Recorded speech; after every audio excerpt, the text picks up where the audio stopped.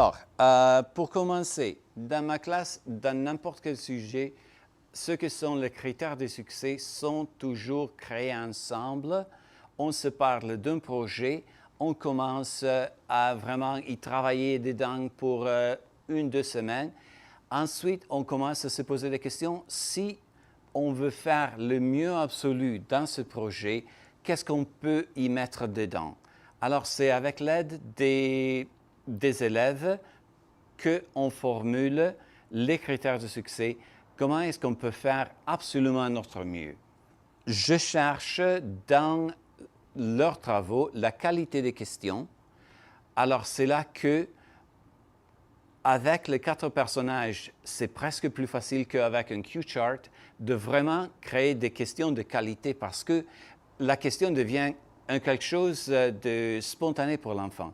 Il s'identifie avec le personnage qui pose la question et c'est de là qu'il fait ressortir ou elle fait ressortir des questions vraiment efficaces pour trouver les faits ou trouver les façons et les raisons ou trouver n'importe quoi d'autre on cherche.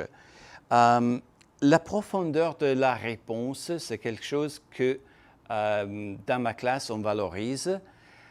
Facile à trouver la réponse aux questions robots, moins facile à trouver la réponse aux questions juges, par exemple.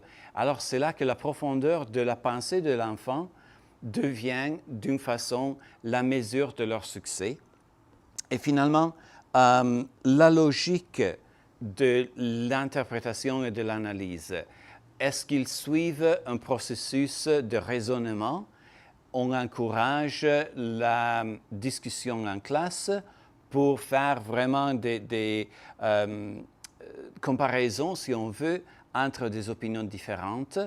Et fait ça, on cherche dans la communication de l'enfant ce que c'est une réflexion vraiment de leur procès de raisonnement.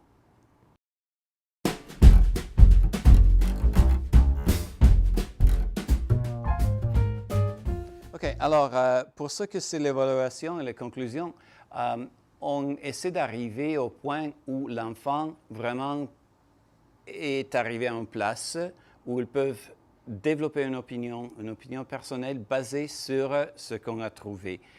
Exemple spécifique, on fait du travail vers la fin de l'année à propos de l'immigration au Canada. On se pose la question, quels sont les prérequis pour venir au Canada maintenant? Quelles étaient les qualifications des gens dans ma famille qui sont venus auparavant au Canada? Est-ce qu'ils pourraient venir maintenant? Ensuite, on se pose la question, est-ce que le système a changé? Comment est-ce que ça a changé? Alors, au fil des ans, ils peuvent observer comment les valeurs qu'on cherche dans un immigrant ont changé au Canada.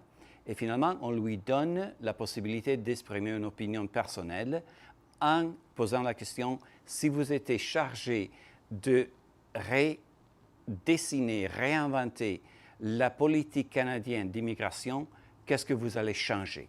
Et c'est là que vraiment l'enfant arrive à une place où ils peuvent tirer des conclusions